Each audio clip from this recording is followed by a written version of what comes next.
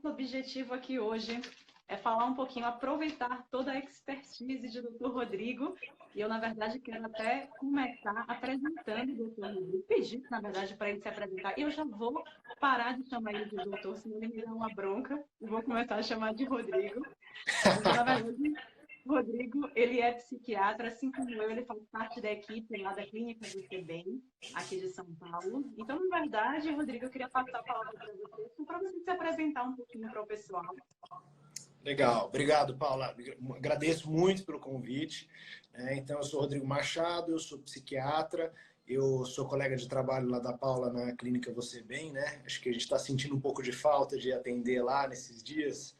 Estamos tendo que atender de casa, né? Ou de streaming aí, que não é a melhor alternativa, mas é o que está tendo agora nesse momento de quarentena, né? Verdade. Bom, Verdade, perfeito. Ó, pessoal, o objetivo aqui hoje, então, é a gente falar um pouquinho sobre ansiedade, que eu acho que é algo que naturalmente todo mundo está sentindo um pouco mais nesse momento. Mas eu acho que é interessante a gente separar o que é ansiedade, o que é um transtorno mesmo de ansiedade, e até aproveitar para falar também um pouco de compulsão alimentar. Mas aí, para falar de tudo isso, eu vou passar a palavra realmente para o Rodrigo, e eu quero começar te perguntando, Rodrigo, o que é ansiedade ou transtorno de ansiedade e quais seriam as principais causas para essa ansiedade? ansiedade assim, ansiedade fisiológica todos nós temos e ela é nada mais nada menos que uma reação de uma área mais antiga do nosso cérebro, de uma área mais primitiva. Então, se você for pensar assim, um cachorro, um animal, ele tem uma reação ansiosa, assim como a gente. Ela existe, geneticamente falando, para proteção. Se aparecer um leão na nossa frente, a gente vai ter uma reação ansiosa frente a ele, né? Então, para a gente entender um pouco melhor do que é essa reação ansiosa, o que está acontecendo? Então, digamos que a gente está com um leão na frente, ou talvez mais recentemente um exemplo mais coerente seria um assaltante na nossa frente, né, que são os perigos do mundo aí urbano que a gente vive. Imagina que a gente está andando na rua e vê um assaltante lá vindo com a arma na nossa direção. Nosso cérebro ele processa aquela informação, numa região muito específica aqui mais atrás do nosso cérebro, rastreando nossas memórias, identificando que aquilo é uma situação de potencial perigo para a gente, com base nas informações de vida, histórico de vida que a gente tem. Essas informações elas atingem então uma estrutura do cérebro chamada amígdala. Não tem nada a ver com a amígdala da garganta, só tem o mesmo nome. Né? Essa amígdala é como se fosse um interruptor da ansiedade. Ela identifica o perigo e ela fala: meu, vamos ter que ter uma reação rápida frente a isso. Então ela ativa, dispara, avisando uma série de estruturas próximas dela, para a gente entrar nesse modo de alerta, de tensão, de medo, para reagir rapidamente frente àquele agressor. Então, isso é o estado mental de ansiedade. Então, a ansiedade fisiológica que deve aparecer, é uma ansiedade boa e que deve aparecer para proteção. O nosso cérebro, então, ele avisa uma glândula que fica em cima do rim, que é a adrenal, e a adrenal ejeta na corrente sanguínea adrenalina e cortisol, que são os elementos, os hormônios que vão fazer o nosso corpo conseguir acompanhar essa tomada de decisão rápida que a gente vai precisar. Então, as reações de quando a gente está ansioso são reações do nosso corpo se preparando, o coração acelera, a gente fica mais ofegante, com o intuito do quê? De irrigar e oxigenar toda a musculatura, porque vamos ter que sair correndo. A musculatura ela ganha tônus muscular, então ela fica mais tensa para contrair com mais velocidade e ter drive muscular para poder responder. Muitas vezes, quando a gente está ansioso, a gente sente aquele nó na garganta, né? Porque o esôfago ele fica tendo espasmo involuntário com a ação da adrenalina, né? E muitas vezes a gente sente náusea. Um exemplo claro é quando a gente está numa véspera de prova e a gente fica sem apetite, né? O que está rolando ali? O nosso cérebro identificou uma situação abstrata de perigo, tipo, o medo de falhar na prova que vai ter amanhã. E essa reação é tão primitiva, que, como eu falei, um cachorro tem. Quando a gente toma um susto ou passa por alguma situação de medo, o nosso estômago ele começa a se contrair e liberar mais suco gástrico. Para quê? Para eliminar qualquer coisa que possa ser peso, caso a gente tenha que sair correndo, por exemplo. Então, dá náusea quando a gente está ansioso, porque é uma reação física para eliminar qualquer agente que atrapalha ali a reação motora, né? Bom, aí você fala, mas tá bom, mas ansiedade fisiológica a gente entende, isso é esperado quando a gente toma um susto e tal. Mas E esse estado de tensão que algumas pessoas têm relatado, né? Agora a gente está num momento naturalmente mais tenso ali de quarentena e de insegurança em relação ao coronavírus. O que é isso, né? Muitas vezes, então, assim, muitas pessoas, principalmente nesses estados de trauma coletivo, que é o que a gente está vivendo, de pá, a gente tem uma notícia estarrecedora e coloca a gente num estado coletivo de medo, podem ter reações transitórias ansiosas, e que é uma ansiedade que aparece, ok, é frente a uma reação de potencial perigo abstrato que está rolando, mas anormal, porque ela fica perdurando. E muitas vezes a gente fica sendo bombardeado ao longo de todo o dia com um monte de informação negativa e que proporciona medo. E aí? O que vai acontecer? Economia vai ficar boa, não vai ficar boa? A gente vai se contaminar? Quantos mortos vão ter no Brasil? Então isso vai bombardeando essa circuitaria do cérebro. Existe uma teoria muito interessante, Paula, relacionada ao porquê que a gente poderia ter uma propensão a desenvolver transtornos ansiosos, que seria o seguinte: o nosso cérebro, a nossa evolução biológica, ela teria um descompasso com a evolução como sociedade. Então, a evolução como sociedade, a gente evoluiu muito nesses milhares de anos aí. Então, a gente é totalmente diferente como sociedade do que quando a gente era homem das cavernas. Mas, biologicamente, a gente evoluiu muito pouco. A gente ainda está muito próximo do que o nosso corpo era. Então, é como se o nosso cérebro não entendesse que elementos do cotidiano que não são perigosos não deveriam causar perigo, ele passa a reconhecer como agentes agressores para a gente. Por exemplo, o trânsito parado, o medo abstrato de falhar, de não chegar no horário na reunião. Então, essas coisinhas, elas vão bombardeando o nosso cérebro, e isso faz com que a gente possa desenvolver um transtorno de ansiedade. Desculpa, pode falar. Imagina, mas é que me surgiu uma dúvida enquanto você falava, Rodrigo. Você falou muito que em relação a essa coisa da ansiedade, do medo, a gente rola aquele sentimento de luta ou fuga, né? Essa descarga aí hormonal, de adrenalina, cortisol, etc., que é o que, em boa parte, causa esse bloqueio em toda a parte de trato gastrointestinal e tudo mais, tudo deixando a gente preparado ali para correr ou para lutar. E a grande questão é, por que muitas vezes, Rodrigo, então, muitas pessoas acabam, durante um período, né, numa fase de transtorno de ansiedade, elas acabam ingerindo muita comida. Ao invés de preferir ficar completamente em jejum, ao invés de tudo travar, digamos assim, elas acabam ingerindo muito mais comida do que o normal. O mais comum é a gente ver mesmo um aumento de ingesta alimentar. O oposto, ele também é verdadeiro. Já tem de vários pacientes que falam assim, eu travei, emagreci quando estava ansioso e tal, mas o mais comum é a associação ao descontrole alimentar. É como se o cérebro, quando a gente não está legal, quando a gente está com um predomínio de emoções negativas, é como se ele tentasse falar assim, cara, a gente precisa aliviar isso aqui de alguma forma. Então ele começa a rastrear hábitos e comportamentos que a gente repetiu ao longo da vida, em relação às nossas memórias, de comportamentos que possam trazer um pouco de alívio àquelas emoções. E aí a gente acaba recorrendo a comer mais. É muito comum a gente ver quando um homem está mais ansioso, acabar recorrendo mais a álcool, por exemplo, a quem fuma, acabar fumando mais. Então são válvulas de escape que o cérebro cria.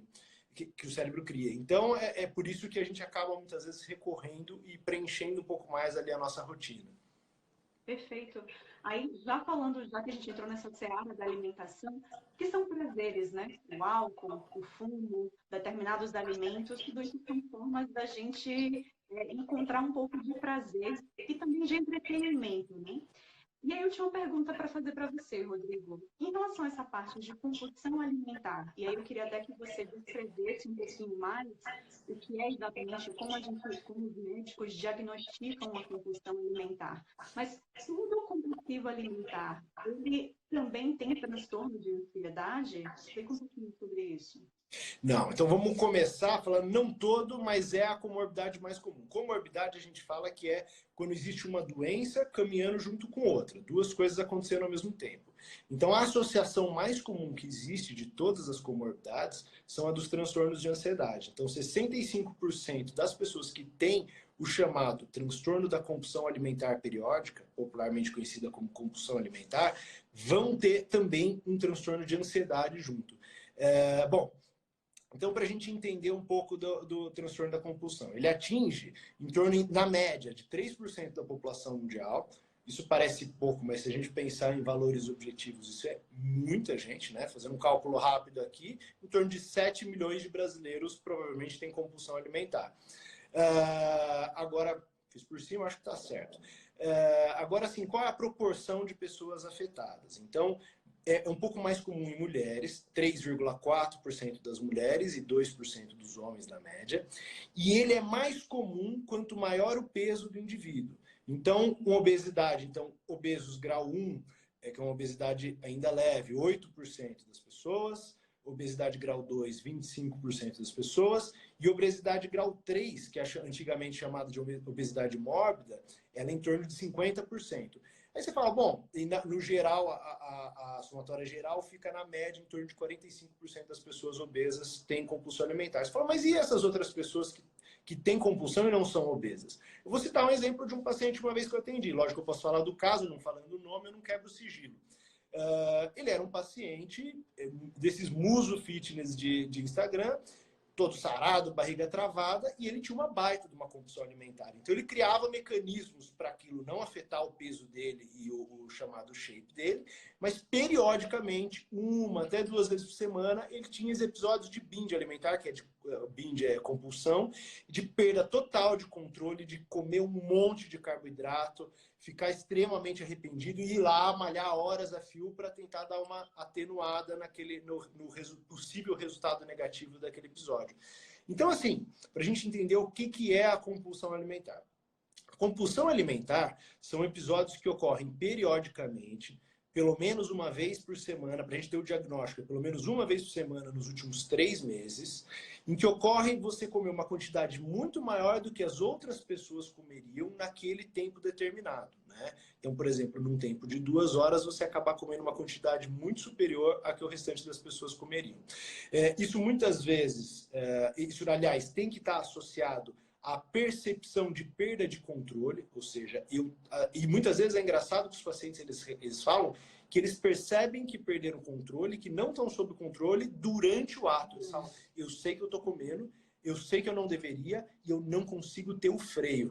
E aí, então, é muito, muito forte, muito presente esse relato dos pacientes. Então, essas 2 características principais, que são pilares, somado a 3 ou mais de outras características, que são o comer numa rapidez exagerada, a sensação de empachamento, de plenitude gástrica, aquela sensação de que está passando mal de tanto que comeu, o comer grandes quantidades mesmo sem estar com fome. Então, esses episódios eles não necessariamente ocorrem com a fome presente, pode acontecer próximo de uma grande refeição, ter jantado e logo depois ter um episódio. Muitas vezes o comer sozinho, né, pelo sentimento de culpa e de vergonha desse episódio. Então, esse sentimento negativo associado também à compulsão, de vergonha, de culpa, isso faz as pessoas, de repente, terem episódios mais frequentemente noturnos, onde não vão ser presenciados pelos outros membros da família. E o mais comum pode ocorrer em grandes refeições, tipo almoço e jantar, mas muitas vezes esses episódios são pulverizados e mais concentrados no período noturno. Isso é o mais comum. E um dos grandes elementos também presentes nesses episódios são a predileção por carboidratos simples. Por quê? Porque esses carboidratos eles atingem com alta intensidade o circuito de recompensa no cérebro, que é a área relacionada à percepção de prazer e de excitação. Então, Rodrigo, eu vou retomar a pergunta que eu tinha feito, tá bom? Certo. Que é em relação às pessoas identificarem isso. Agora é uma fase que todo mundo está um pouco mais ansioso, seja por dúvidas em relação à questão do emprego, à saúde da sua empresa ou da empresa que trabalha, em relação à saúde dos familiares. Mas aí a minha pergunta é, como identificar esse ponto de corte entre ser simplesmente uma ansiedade comum ou ser realmente um transtorno de ansiedade, algo mais sério, onde a pessoa precisa procurar o profissional de saúde, o médico ou o psicólogo? Principalmente assim, um elemento chave da compulsão alimentar é o sofrimento associado. As pessoas elas buscam atendimento normalmente quando aquilo está atrapalhando demais a vida delas. Então, sofrimento associado e a perda de controle dos episódios. O overeating, que é o comer demais, ele não necessariamente ele tem a percepção de... Aliás, não vai ter a percepção de perda de controle durante os episódios. E ele é mais pulverizado e ele tende a ocorrer mais nas grandes refeições, tipo almoço e jantar. Então, eu como bastante, me sinto... Pode ou não ter o sentimento de culpa depois, mas ele não acaba preenchendo esses critérios do comer rápido demais, num curto espaço de tempo, sentimento de culpa, comer mesmo sem fome. Então, essa também é uma dica, essa questão do se alimentar mesmo sem ter a fome, né? E rápido demais. É muito comum, às vezes, os pacientes falarem: doutor, eu acho que eu tenho compulsão alimentar porque eu fico beliscando o dia inteiro. Muitas vezes, esse beliscar o dia inteiro não necessariamente é a compulsão alimentar. Porque você vai identificar, às vezes são pequenininhas quantidades. Eu pego lá, vou lá, pego um chocolate, pego um bis, pego alguma coisa e vou beliscando ao longo do dia. Uhum. Isso tende mais a ser overeating do que compulsão alimentar. Compulsão alimentar, eu pego um pacote de bolacha e eu acabo com ele em 5 minutos. Isso é uma coisa clássica que as pessoas falam. E provavelmente depois do pacote de bolacha vai vir um pote de sorvete, uma barra de chocolate e por aí vai. Até provavelmente acabar com tudo que está na geladeira ou na despensa. Exatamente, exatamente. E eu acho interessante falar, Paulo, essa questão do por que carboidrato simples, né? Por que ele dá mais prazer? Porque ele chega como se fosse um punch, um soco de prazer e de excitação no cérebro. Então, como que funciona essa questão do prazer no cérebro? Tudo que dá prazer pra gente, excitação, vontade, vai estimular direto ou indiretamente uma mesma circuitaria do cérebro, que é o sistema de recompensa cerebral. Então, esse circuito do cérebro, como que funciona, né? Então, imagina que eu tô lá, andando na rua, próximo do horário do almoço, com fome, a barriga vazia, e de repente eu passo do lado de uma churrascaria e sinto aquele cheirinho gostoso de carne e começo a salivar, né? O que está rolando no nosso cérebro? Então, da mesma forma como eu falei lá que a ansiedade, o nosso cérebro rastreia e associa a imagens e memórias relacionadas ao medo, quando tem prazer, o nosso cérebro também associa a elementos que a gente já passou pela nossa vida, já tiveram presentes, como, por exemplo, comer numa churrascaria e identificar que aquele é um cheiro associado a churrasco. E aí essa informação ela chega num outro circuito, que é o sistema de recompensa, mais especificamente numa estrutura chamada de núcleo accumbens, que é o núcleo principal desse sistema de recompensa. E nesse núcleo, a gente vai ter um rápido e intensa liberação de uma substância chamada de dopamina. E a dopamina não é ela quem dá o prazer, mas ela é quem dá o drive, a vontade, a excitabilidade. A hora que a gente está salivando de vontade de comer aquilo, a hora que a gente está com um crush nosso lá e flertando e preparando para sair, está com aquela inquietação, naquela ansiedade positiva, é o cérebro bombando dopamina falando, tem algo muito bom ali, vamos atrás daquilo que aquilo é legal, vamos lá. Então, a vontade, o impulso é dopamina. Aí entra a ação um cara muito nobre do nosso cérebro, que é o córtex pré-frontal, que é essa testona que a gente tem aqui. Se a gente for comparar o crânio do macaco com o nosso, o crânio do macaco ele é mais achatado. Achatadinho, verdade. Então, o nosso cérebro ele foi crescendo para fora, mas principalmente para frente, dando essa testa reta que a gente tem. É uma das áreas mais jovens, mais nobres, e que essa área está associada ao que a gente chama de funções executivas. Funções executivas envolvem principalmente planejamento de atos e tomada de decisão. Começo, meio e fim. Organização e medir riscos em tomada de decisão. Então, a hora que a gente está à frente àquele doce, ponderando, devo ou não devo comer, a gente está usando esse cara aqui que ele está medindo o risco, mas eu estou de dieta, não sei se eu devo, tal, e ele vai atuar ou não como um freio de mão contendo aquele comportamento. Né? O que acontece é que indivíduos mais impulsivos e mais propensos à compulsão alimentar são indivíduos que vão ter um freio de mão um pouquinho mais fraco. Vem a vontade, ela é uma vontade intensa e difícil de ser freada por um freio que não funciona tão bem. Por isso que um outro componente, uma outra comorbidade, uma outra condição frequentemente associada à compulsão alimentar é o transtorno de déficit de atenção com ou sem hiperatividade. O que é o TDAH? São indivíduos que têm dificuldade de focar a atenção em algo, certo? Só que são indivíduos muito desorganizados e impulsivos, porque eles têm um baixo amadurecimento dessa região no cérebro. Então, o freio de mão nessas pessoas também é fraco. Por isso que são indivíduos que também têm uma propensão ao descontrole alimentar. Então é algo que a gente sempre busca identificar quando alguém vem falando que está comendo demais, é ansiedade e um possível TDAH associados. E aí a gente fortalecer o funcionamento dessa área do cérebro é a gente ganhar freio de mão, consequentemente ganhar controle alimentar.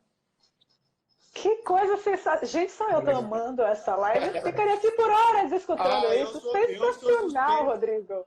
Eu sou suspeito para falar porque eu sou muito fã disso, principalmente de TDAH, principalmente de compulsão alimentar, eu adoro. Uhum. Não, olha, eu acho que assim, a gente tem que entrar também aqui na parte de estratégias nutricionais que a gente pode utilizar para essa parte da compulsão alimentar. Mas eu já quero te perguntar, porque você deixou uma deixa aí na sua fala final. Como é que eu faço para deixar mais forte essa coisa desse freio de mão aí? Como é que essas pessoas que têm o TDAH ou qualquer outra que sinta que não tem esse controle tão grande, na parte psiquiátrica, psicológica, como é que eu posso fazer para fortalecer isso? E uma coisa que, assim, é uma frase clássica que eu uso para os pacientes com compulsão a medicação é a última instância. Tá? A medicação é um coadjuvante nesse processo todo. Eu, psiquiatra, sou a última instância, sou um coadjuvante, sou menos importante nesse processo. São muito mais importantes estratégias nutricionais, e aí entra você, com o seu enfoque nutricional, e estratégias de psicoterapia, principalmente da linha da terapia cognitivo-comportamental. Esses são os pilares básicos do tratamento da compulsão alimentar. Mas por que isso? Porque, bom, você mesmo vai explicar as estratégias, mas tem estratégias que atenuam essa avidez, essa excitabilidade, essa fissura alimentar.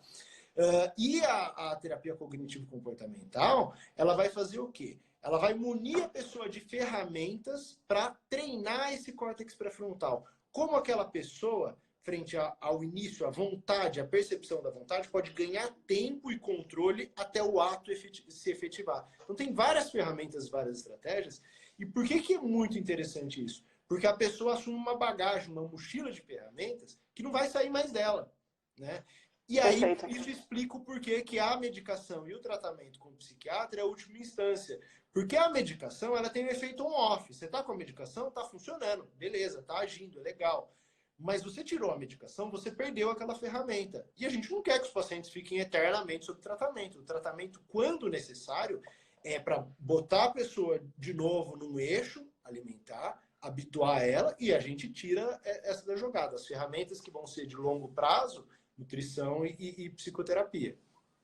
Perfeito, Rodrigo, perfeito. Eu acho até que a gente já pode começar, então, a falar um pouquinho das estratégias nutricionais, que é um pouco a minha parte, mas assim, se você tem pacientes e até tem exemplos para dar, interrompa quando quiser, tá bom, Rodrigo? Por acho favor, ótimo. Esse é um know-how seu e que eu tenho certeza que você dá show aí.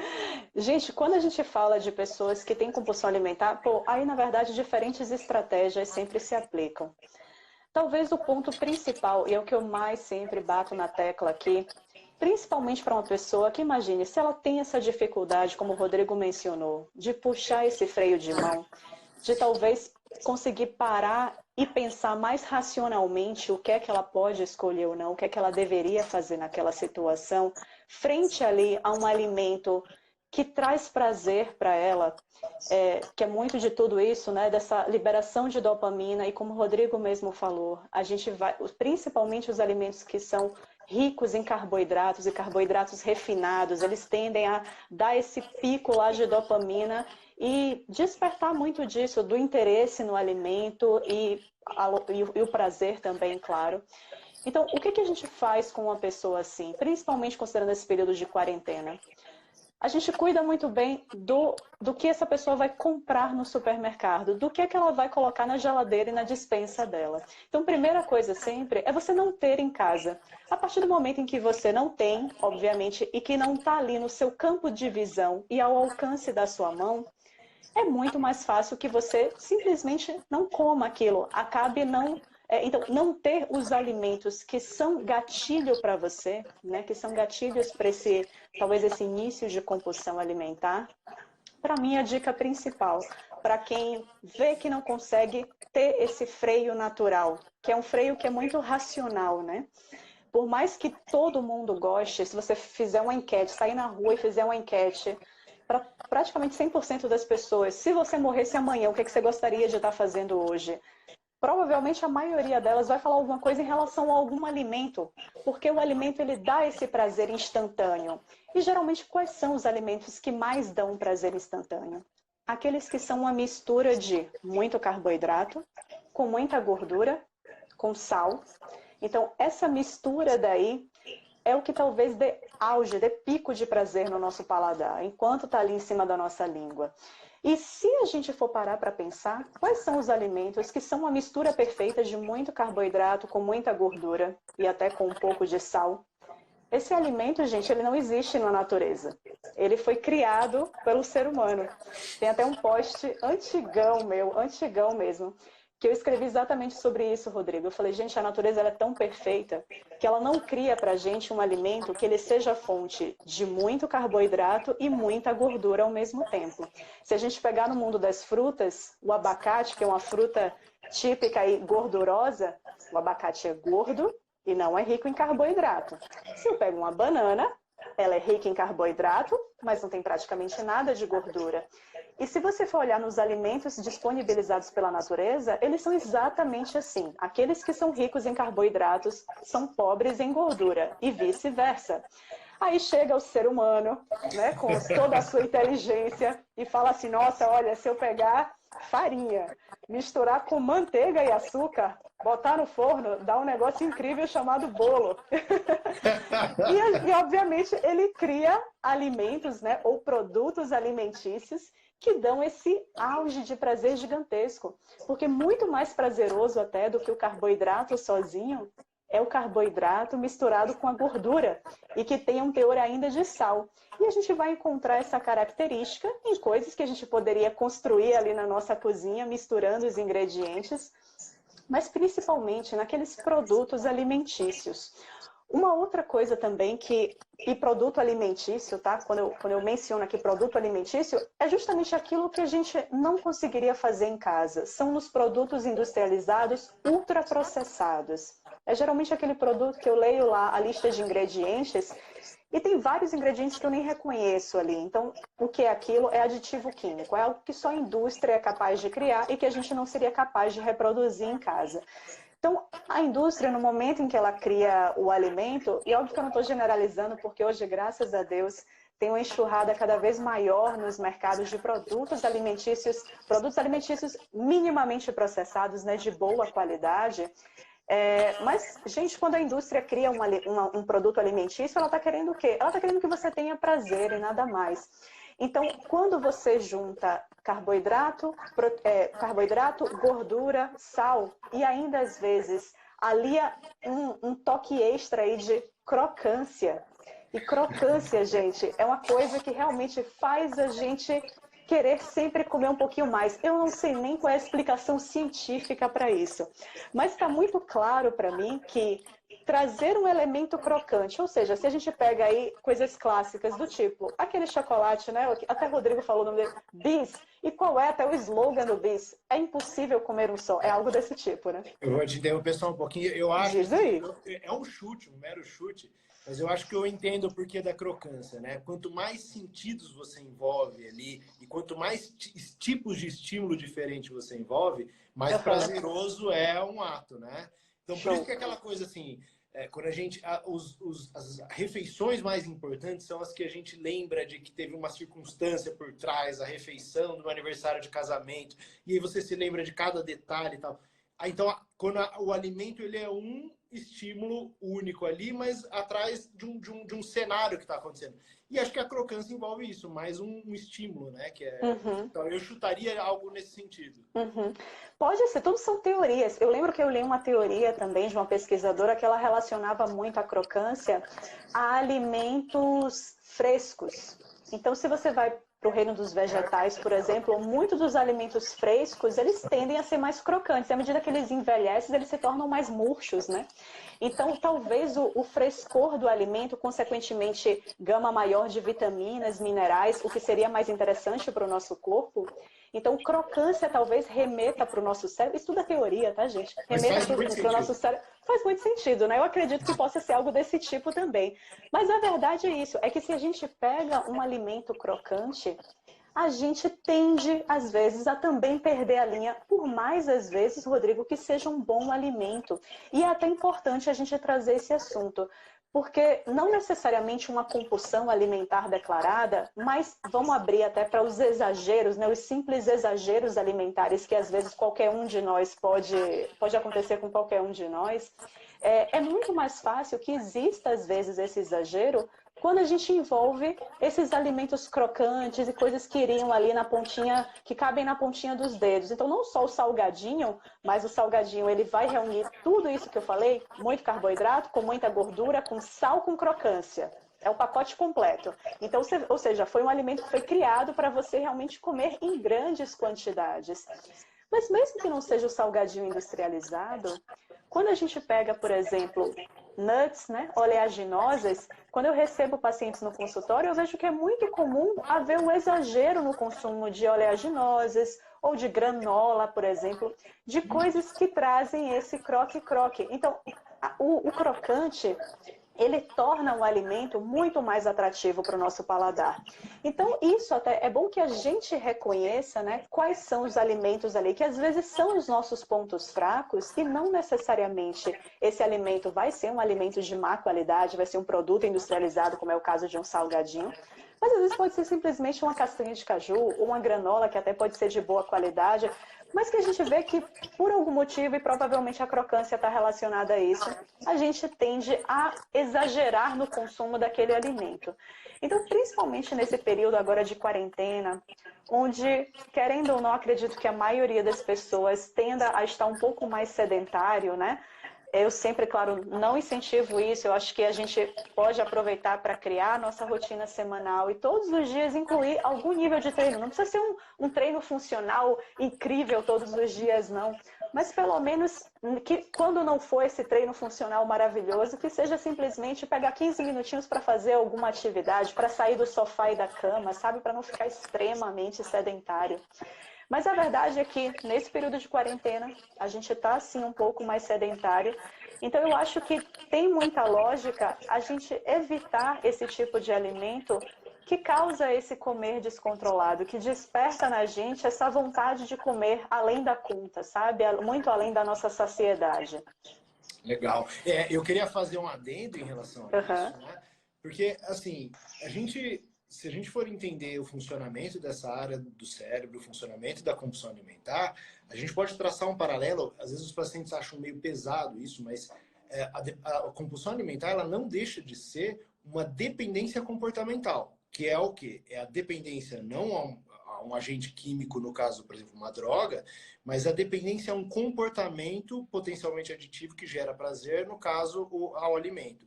Então, a fissura, o comer compulsivo, é exatamente o que acontece, neurobiologicamente falando, com um cara que é dependente de cocaína. Os pacientes às vezes se assustam quando a gente usa esse paralelo, falam, mas eu como demais? Como você está me comparando com alguém que usa cocaína de forma compulsiva? Mas o que rola no cérebro é o mesmo pico de dopamina, a mesma estabilidade, a mesma perda de controle. Então, uma estratégia que a gente orienta as pessoas que têm dependência em relação à dependência química, que funciona também para dependência comportamental, é prazer substituir com prazer. Então, se você ir lá, como um cara que é dependente químico de cocaína, quem são as pessoas que se mantêm limpas e abstêmias por um longo período? É o cara que vai para academia e pega uma atividade física com muito afinco, é o cara que vai para religião e pega a religião com muito afinco. Então, para a gente ter essa substituição, a forma mais simples é a gente acrescentar medidas de prazer, mas que estão associadas a um prazer saudável, né? Então, por exemplo, atividade física e principalmente as atividades que envolvam mais dinamismo.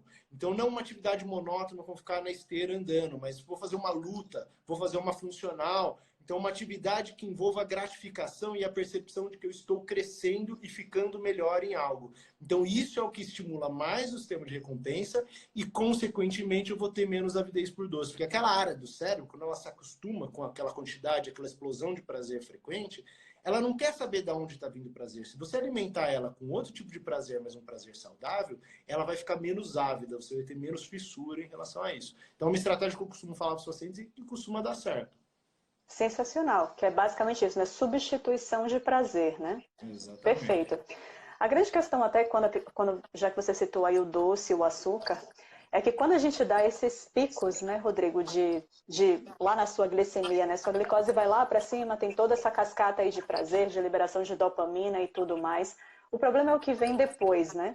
A queda vertiginosa da glicemia já traz todos os sintomas opostos, né? Deixa a gente muito mais letárgico, tendendo a ficar até uma certa irritabilidade, tristeza.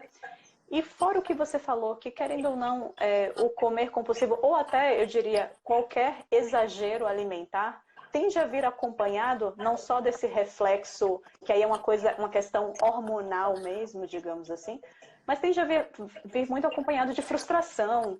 Então a pessoa fica péssima depois daquilo. Então talvez até, não sei se essa é uma estratégia que os psicólogos acabem utilizando ou não, mas até de você parar e pensar e tentar sempre se lembrar de qual é a sensação que você tem logo depois de um exagero, sabe? Eu tenho certeza que se você fica péssimo ali, talvez antes mesmo de ter, né, se você começa a mapear quais são os gatilhos e você pensa que talvez você já está ali à beira de ter uma compulsão, talvez tentar reviver esses sentimentos que você tem logo após, quando você termina o exagero, porque eu acho que talvez no caminho é muito difícil. Por isso que eu acho que é muito difícil estar falando o que eu estou falando, porque eu, na verdade, não tenho formação alguma. Quem deveria estar falando isso realmente é um psicólogo. Mas talvez tentar um pouco reviver esses sentimentos e pensar o quão arrependido você fica depois desses episódios, quem sabe até ajude também a você conseguir frear um pouco. Mas faz total sentido o que você está falando, né? O que os psicólogos da linha da TCC eles fazem é que, assim, não é simplesmente um instalar e a gente tem um episódio de compulsão. Existe uma cadeia de eventos que ocorrem. De repente, eu tenho um pensamento, esse pensamento, e às vezes eu nem percebo, é um pensamento automatizado que surge. Ele busca uma emoção, e que pode ser uma emoção negativa. Eu começo a me sentir pior por causa dessa emoção. Meu cérebro rastreia uma forma de alívio e vem a compulsão alimentar. O que às vezes eu percebo racionalmente é a compulsão alimentar acontecendo. Mas ocorreu uma série de eventos que é o que a TCC tenta chegar. Exatamente. Ela tenta fazer você destrinchar e reconhecer quando essa série de eventos ocorre, começando pelo gatilho inicial de, existe um padrão. Se toda vez ocorre de noite, toda vez em quais situações, é quando você está mal, é quando você briga com seu marido, quais são os gatilhos?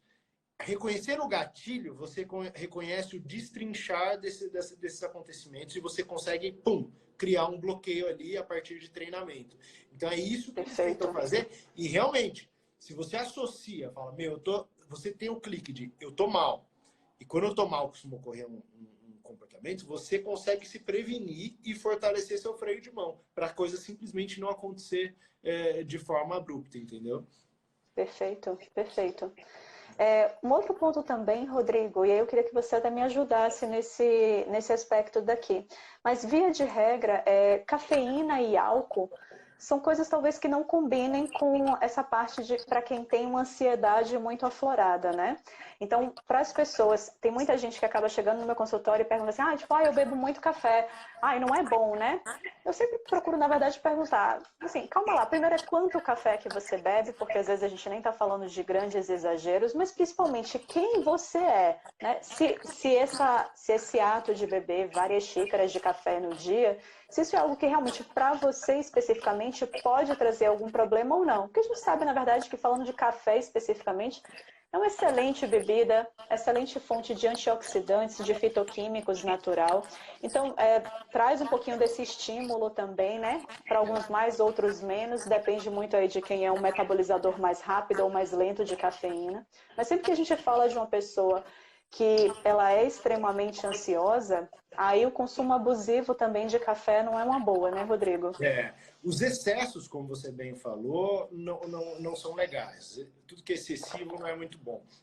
Então, o café, o que eu costumo falar, o café ele é um agente estimulante do cérebro, tem N fatores positivos atrelado a ele, mas o uso excessivo do café ele pode ser um deflagrador de ansiedade ou agravador de sintomas ansiosos. Então, o que eu costumo colocar como limite, quando um paciente chega com um transtorno do pânico ou um transtorno de ansiedade generalizada, uma ansiedade patológica, eu costumo falar, ó, o que você acha da gente dar um stop temporário enquanto a gente vai iniciar o tratamento, mas depois o que eu sugiro para eles? É o manter de 2 a no máximo 3 expressos por dia. Eu acho que é um limite razoável e que não vai afetar muito no aspecto da ansiedade.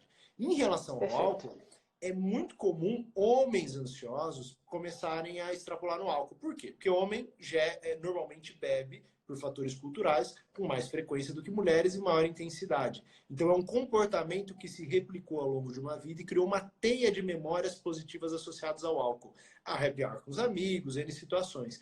Aí o que acontece? Eu começo num momento da minha vida a me sentir mais ansioso, meu cérebro rastreia comportamentos que eu habituei, que eu repeti ao longo da vida.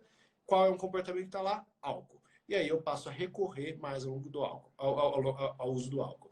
E realmente o álcool ele é um agente ansiolítico, diminui a ansiedade. Só que é muito comum de existir um efeito rebote depois. Eu tomo álcool, passou o efeito, pá, a ansiedade ela se intensifica em comparação a como ela estava antes. Um outro ponto importante de associação do álcool com a compulsão alimentar. Muitos pacientes às vezes notam e falam assim, ah, Rodrigo, eu percebo que quando eu bebo, aí eu extrapolo na alimentação. Aí eu bota o pé no acelerador. Por quê, né, gente? O álcool, ele é um depressor do sistema nervoso central. Ele apaga funcionalidades do nosso cérebro. Então é como se a gente tivesse uma caixa de energia, aquelas caixas que controlam a energia de casa, e cada vez que a gente vai bebendo um pouco mais, a gente vai desligando interruptores do cérebro. Se a gente beber muito, a gente desliga a chave geral e apaga, pode ter um coma alcoólico. Mas então, quando a gente começa a beber, por que quando a gente começa a beber, a gente começa a ficar mais relaxado, mais tranquilo, mais desinibido?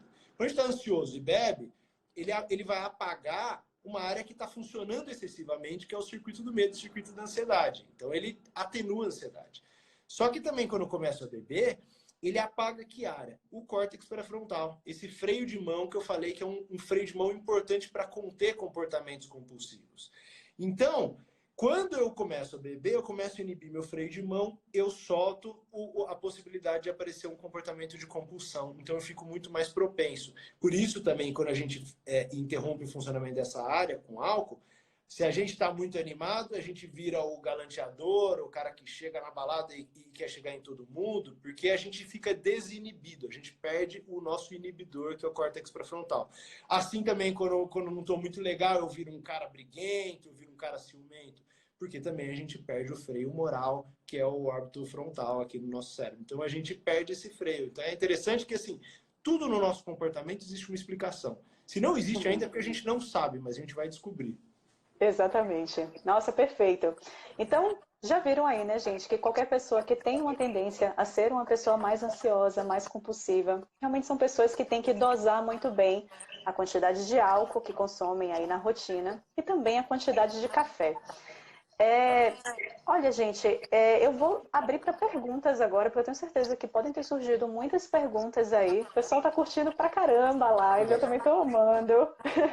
Já falei muitas vezes sobre esse tema de compulsão alimentar, de como na alimentação, como criar um ambiente que favoreça, porque eu acho que é muito isso, né?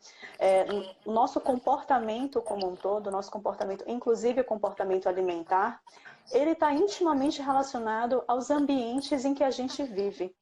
Então, você criar dentro de casa um ambiente que te favoreça ter uma boa alimentação, e eu às vezes até falo que, óbvio que não é para brigar com os amigos e ter distanciamento social, a gente está forçado a um distanciamento social agora, mas não é isso. Mas ao mesmo tempo, se você sempre está com pessoas que que estão totalmente na contramão em relação àquilo que você acredita de boa alimentação, se essas pessoas, se todo mundo está sempre indo ali para o mesmo restaurante, por exemplo, onde é um restaurante que naturalmente você vê que tem vários gatilhos ali para você passar da conta.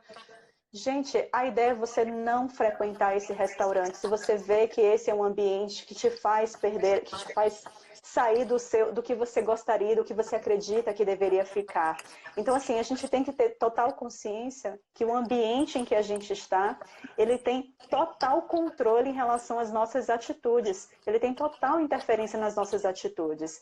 Então, se você vive numa casa onde você tem à disposição diversos alimentos que você sabe que são alimentos gatilhos para você, para iniciar um comer transtornado, um exagero de consumo alimentar, a chance disso não dar certo é muito grande. Então não adianta a gente querer abusar muito do nosso autocontrole, porque uma hora o ambiente ele vai falar mais alto do que o nosso autocontrole.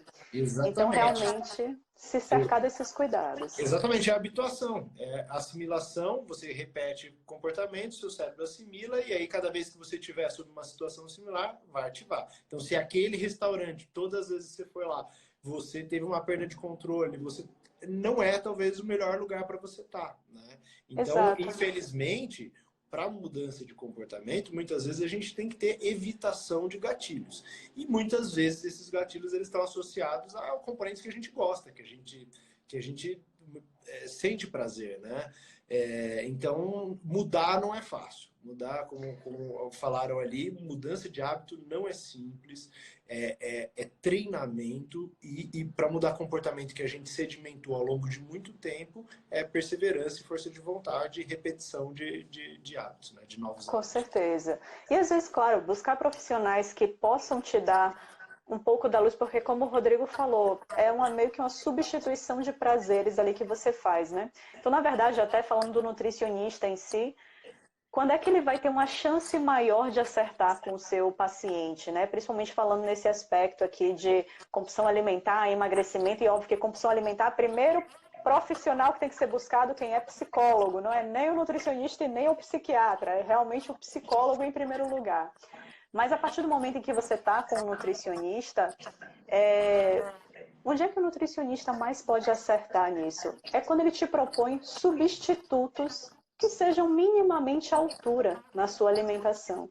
Onde você pegue um planejamento alimentar e realmente veja que, poxa, que ele tem substitutos criativos, tem opções interessantes que você pode deixar de lado, muitas vezes, aquele alimento que é um prazer enorme para você e substituir por um outro que você tem prazer também. Às vezes ele não vai dar o auge de prazer, porque, como eu disse, esse auge é alcançado geralmente com muito carboidrato, muita gordura, muito sal, crocância, e às vezes a gente pode substituir por um outro alimento que não dê esse auge, mas que também seja prazeroso. Tá certo? É muito interessante. Você usou uma frase que é exatamente a que eu uso na dependência química, que é assim, eu falo, olha, sei lá, quando você tem uma dependência em relação à cocaína, nada vai atingir aquele prazer nota 10, mas você consegue dar vários prazeres nota 2, 3, e que na soma de fatores ele vai atingir aquele prazer lá. E na compulsão alimentar não deixa de ser diferente, né? Se você vai substituindo, acrescenta elementos positivos, na somatória total você tem aquela plenitude de prazer que você tinha lá, né? E talvez ele não vai ser tanto um pico, mas ele vai ser mais distribuído ao longo da sua rotina. Com certeza. E até porque é óbvio que isso vem a médio e longo prazo, né, Rodrigo? Mas eu acho que o prazer que está envolvido ali com a alimentação, ele vai muito além só do prazer imediato que a alimentação traz. E eu sei que isso exige, o que eu vou falar que exige uma maturidade alimentar muito grande, mas eu acho que a gente começa a ver também um prazer muito grande ali na nossa refeição, quando a gente imagina o pós dessa refeição, sabe?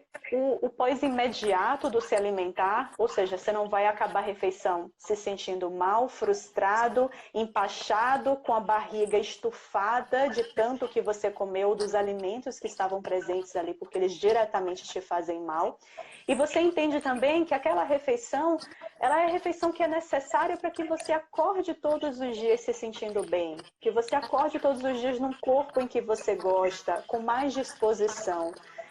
Então, enfim, é um somatório de prazer que não é só o prazer ali sensorial momentâneo, mas é um prazer de uma maturidade que a gente vai adquirindo desse pós, né? Esse pós é muito importante. Exatamente, exatamente. Beleza, pessoal, vamos às dúvidas? Alguém que está aí tem dúvidas? Gente, eu ainda estou escutando o meu eco, sabia? Por isso até que às vezes eu estou me atrapalhando aqui nos meus próprios pensamentos. Agora eu não tô escutando o eco não, tá? Graças a Deus. Mas aqui no meu fone está um eco miserável. Mas beleza, vamos lá. Tem perguntas, gente? Vou abrir para as perguntas.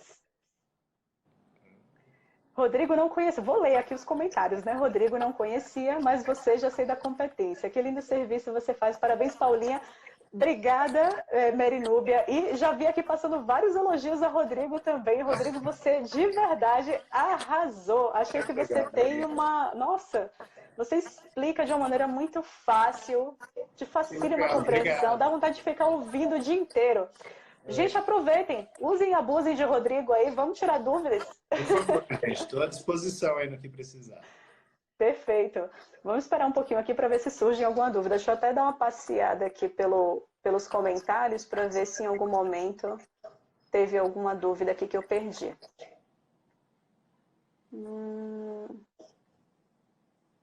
Mas se por acaso surgir alguma aí para você, Rodrigo, você já pode falar, tá bom? Tá. Até teve uma pessoa que falou aqui, gente, socorro, não consigo controlar minha ansiedade, compulsão alimentar. Só controlei uma vez com topiramato e bupropiona. Então, isso é interessante. Eu acho legal falar um pouquinho sobre medidas farmacológicas, né? Eu acho importante, antes, eu sempre quando eu falo essas coisas, eu sempre acho legal abrir um parênteses de que... eu acho que era o Pedro fez um comentário ali de abaixar o volume. Eu acho que o seu volume deve estar muito alto no meu celular e aí dá eco por causa disso. Talvez. Mas agora já está tudo sob controle. Vamos ver se diminuiu o eco aí para você. Beleza. Então, assim, basicamente, quais são as medicações? Então, quando a última instância tem que agir, que é o psiquiatra, para dar uma ferramenta química, farmacológica, para ganho de controle. Então, as duas medicações que são de primeira escolha, de primeira linha no tratamento da compulsão alimentar, a gente tem o Venvance, que é a lisdexanfetamina. Ele foi uma medicação criada para tratar transtorno de déficit de atenção com ou sem hiperatividade.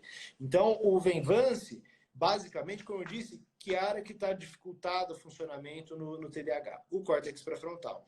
Ele vai promover uma elevação de neurotransmissores, que são substâncias que permeiam o funcionamento desses circuitos, que são a noradrenalina e a dopamina. Fala, mas a dopamina não é a mesma que sinaliza prazer, que sinaliza que tem uma gratificação? A mesma substância, em áreas diferentes do cérebro, ela faz efeitos diferentes. Então, no córtex pré-frontal, ela está associada a melhorar o funcionamento de planejamento, de controle de impulsividade, de freio de mão. Então, a gente estimula a liberação dessas substâncias aqui, fazendo esse freio ficar mais forte e mais resistente. Então, o Venvance, ele promove uma melhora muito grande dos episódios de compulsão alimentar, só como eu disse, o ponto negativo é que é um off. Você tirou ele, você tirou o efeito. O topiramato também é uma medicação de primeira linha. Ele modula um neurotransmissor chamado glutamato, que é um neurotransmissor que, em quem é mais impulsivo, está liberando em excesso. Ele é um neurotransmissor excitatório, então a gente passa a regular. O topiramato ele foi criado como um anticonvulsivante, mas depois viram várias outras funções para ele. Por sinal, como anticonvulsivante, a gente sabe que ele não é um bom anticonvulsivante. Ele deixou de ser utilizado, assim, na maior parte dos pacientes para isso, e ele é muito utilizado em compulsões em geral e enxaqueca, migrânia, que são as indicações mais clássicas. Ponto negativo é que às vezes os pacientes não toleram ele tão bem, às vezes ele tem um perfil um pouquinho mais chato de efeitos colaterais.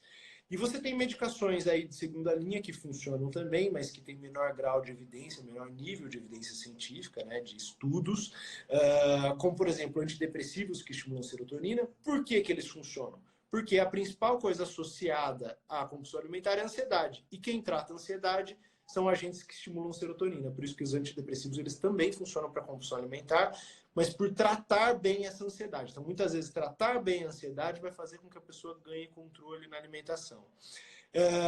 E, por último, tem alguns outros estudos saindo, mas estudos, por exemplo, com a liraglutida, que é uma medicação que por vários mecanismos ela promove a sensação de saciedade, né? E o alimento passa mais tempo no estômago, dando mais tempo a sensação de plenitude alimentar. Não é uma medicação de primeira escolha, mas muitas vezes é um agente que pode ser utilizado, normalmente não pelo psiquiatra, mas pelo endocrinologista, é uma medicação endocrinológica, né? E esses são os cenários que a gente tem atuais de medicação, né? Perfeito, bacana. Bacana. Até falando dessa parte da saciedade que você falou, Rodrigo, uma dica também, às vezes, que eu dou aos meus pacientes, que eles são pacientes que se veem extremamente beliscadores ao longo do dia, né? Que, como você mesmo disse no início, são pessoas, às vezes, que me perguntam se eu tenho compulsão alimentar porque eu fico beliscando toda hora, o dia inteiro, e não necessariamente eles cumprem os pré-requisitos de um compulsivo alimentar. Mas, para a gente ficar evitando isso, às vezes, o que é interessante? Mesmo às vezes que seja no meio da tarde, onde a gente está acostumado a fazer um lanchinho menor, por exemplo, e muitas pessoas se veem beliscadoras assim ao longo da tarde, né? Às vezes o que dá para fazer é você simplesmente sentar e fazer uma refeição. Ao invés de você ficar pegando alimentos em pequenas porções ou alimentos que não te trazem essa sensação de saciedade, de plenitude ali no momento que você come, às vezes o mais inteligente é você entender que aquele momento é um momento onde você tem uma fome / ansiedade, então que é melhor você parar e fazer uma refeição completa, que muitas vezes até faz com que você nem faça a sua próxima refeição, então é como se fosse muitas vezes uma antecipação do seu jantar, por exemplo, mas para que você realmente se sinta completamente saciado. Isso às vezes ajuda você a interromper esse ciclo de ficar beliscando o dia inteiro. Porque é aquela pessoa que mesmo às vezes ela tendo bons hábitos alimentares, ela levanta e pega um iogurte, aí depois ela levanta e pega uma fruta, aí depois ela pega um punhadinho de castanha, aí depois ela pega um punhadinho de granola e isso não acaba nunca. E às vezes no somatório disso tudo, você vai comer muito mais do que você teria comido em uma refeição completa, onde você utiliza alimentos que têm o poder de trazer muito mais saciedade. Então, falando até ontem eu fiz uma live aqui, que foi justamente sobre como aumentar o consumo de proteínas. E lá nessa live eu expliquei muito bem que a proteína é o nutriente que mais traz saciedade por N motivos diferentes. Então, por que não? Nesse momento em que você se vê muito, entre aspas, compulsivo ali, mas com a boquinha nervosa que a gente chama, porque nesse momento não sentar e fazer uma refeição onde você traz para boa parte, para a maior parte do seu prato, alimentos proteicos, que são alimentos que você sabe que vão te dar maior saciedade. Então esse é o momento de fazer um omelete, por exemplo, de botar um pedaço de carne com a sobra dos legumes da salada, ou até de um pouco da fonte de carboidrato que sobrou do almoço, por exemplo, poderia para que você faça uma refeição que realmente te traga essa saciedade. Boa parte até dessa sociedade que esses remédios hoje que estão sendo tão utilizados aí para tratar a obesidade, né? Uma parte do efeito dele é justamente isso. Então, às vezes, você pode fazer isso, sentar e fazer uma refeição que realmente te deixe sem vontade de ficar comendo muito mais, sem nem vontade de pensar em comida. Exatamente. Isso é interessante que você falou, porque às vezes as pessoas buscam uma fórmula mágica, tá? E às vezes a mudança de hábito alimentar você resolve, você consegue promover muito o que um Victoza Saxenda, que seria a liraglutida, poderia fazer, mas de uma forma muito mais saudável, né? Exatamente. Um outro adendo que eu queria fazer, Paula, é que tem um agente, porque eu vi uma pergunta ali que o rapaz fez em relação a suplemento, né? Em relação à imunidade. Não é em relação à imunidade que eu vou falar, mas é porque eu pegando o gancho de suplementos que poderiam ajudar em relação à ansiedade, não necessariamente em relação à compulsão alimentar, tem um agente interessante, que às vezes o paciente fala assim, doutor, eu tenho ansiedade, mas eu queria tentar algum agente antes que não fosse químico, que não fosse um medicamento. Então, um agente que muitas vezes a gente utiliza é o ômega 3 em alta dosagem. O ômega 3 é o seguinte, né? Contando um pouquinho da história, talvez você vá até, se eu falar alguma besteira, você me corrige, porque está muito mais da sua área do que da minha. Mas o ômega 3 é o óleo de peixe concentrado, né? Que tem em cápsulas lá.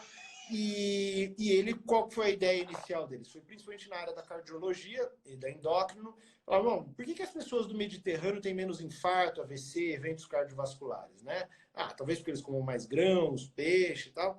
Vamos tentar pegar um desses elementos aqui, que seria o ômega 3, porque eles comem muito peixe, e o peixe é rico em ômega 3, tentar sintetizar numa cápsula e dar para as pessoas. Será que vai dar menos infarto e AVC? Os primeiros estudos até apontaram uma melhora na questão do risco cardiovascular. Mas com o acúmulo de novas evidências, eles viram, caiu por terra. Ano passado saiu o principal estudo da cardio, que mostrou que o ômega 3 ele não trazia benefícios cardiovasculares ou não valeria a pena utilizar ele para diminuição de risco cardiovascular. Bom, por que eu estou falando dele então? Porque, e na contramão disso, o ômega 3 começou a ser estudado por um potencial anti-inflamatório, de diminuição de mediadores inflamatórios, que atingem lá o nosso cérebro, podendo gerar alterações em funcionamentos de circuitos. E que a alta dosagem dele poderia diminuir a liberação desses neurotransmissores, melhorando transtornos relacionados à saúde mental, como, por exemplo, a ansiedade. E aí, mais recentemente, a gente tem visto um acúmulo de evidências mostrando cada vez mais um efeito positivo do ômega 3 em alta dosagem, principalmente em ansiedade e depressão, mas sobretudo em ansiedade. Então, principalmente em ansiedade. Então, um estudo bem legal ano passado saiu em relação a isso. Quais seriam as dosagens, né, que o ômega 3 é indicado para atingir o sistema nervoso central e melhorar a ansiedade? Então, uma dosagem total de ômega 3 é alta dosagem mesmo de 3.000 miligramas, ou 3 gramas, sendo uma fração, o ômega 3, as duas principais frações de ácidos graxos são o DHA e o EPA. Então, teriam que ser uma fração um pouco maior de EPA, pelo menos o que os estudos que mostraram mais benefício tinham uma dosagem de pelo menos 1.000 miligramas de EPA. Então, lembrando uma coisa, gente, aqui são orientações, são informações, mas não é para ninguém sair se tomando ômega 3 em alta dosagem. É importante ter a indicação de um profissional da área da saúde, porque o ômega 3 em alta dosagem ele pode facilitar, por exemplo, sangramentos. Então, as pessoas que usam anticoagulante, por exemplo, normalmente não é muito indicado a utilização do ômega 3 nesse sentido.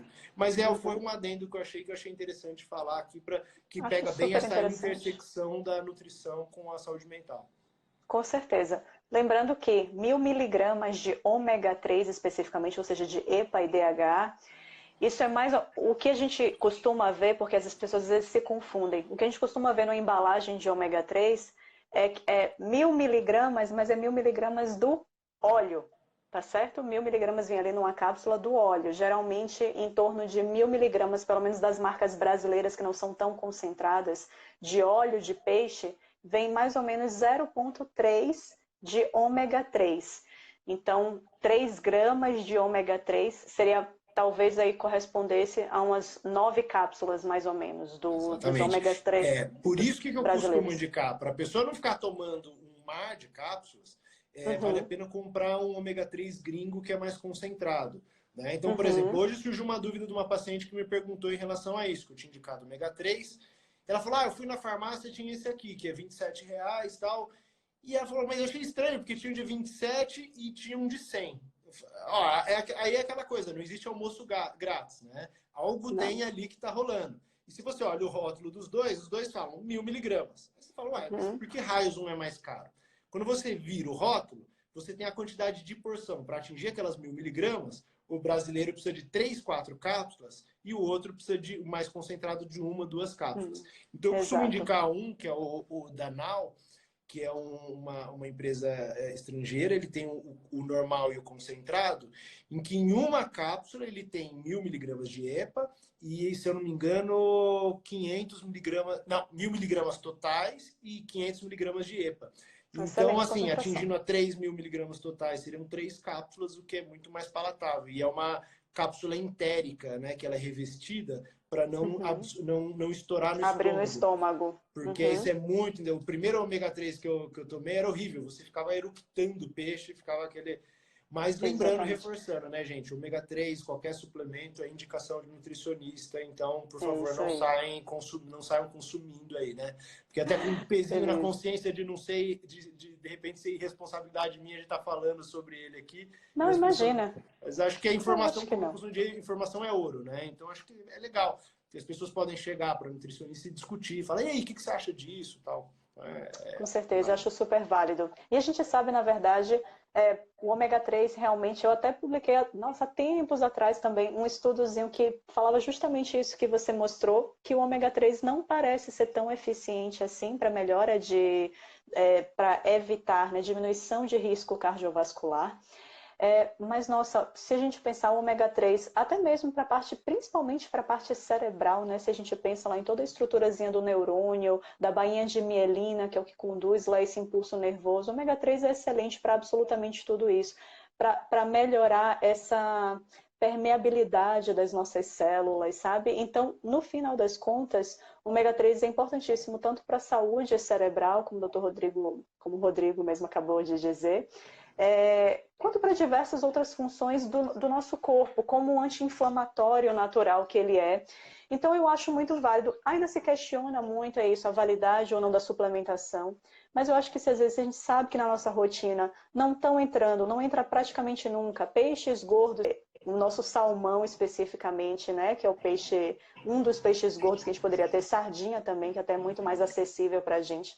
Mas mesmo o nosso salmão vindo lá do Chile, do cativeiro, ele tem ômega 3 no tecido, tá certo? Então, para quem está, às vezes, até adquirir o hábito de estar sempre em japonês, às vezes, ou simplesmente traz o salmão, mesmo sendo, não precisa ser o selvagem, mesmo esse normalzinho, quem traz isso para uma rotina, né, nem que seja uma vez por semana, já está consumindo uma dosagem mínima suficiente de ômega 3 para a sua semana inteira. Mas é óbvio que quando a gente está falando de transtorno de ansiedade, eu acho que os estudos entram muito para respaldar tudo isso. Se a gente está falando de transtorno de ansiedade e tudo mais, e a gente vê que uma quantidade a mais de alguma substância pode ter um efeito positivo, aí sim entra a suplementação, que deve ser indicado por um profissional, principalmente se for em dosagens mais altas do que o tradicionalmente é trabalhado, como é o caso desse estudo que o Rodrigo trouxe para a gente. Aí realmente busque uma orientação profissional.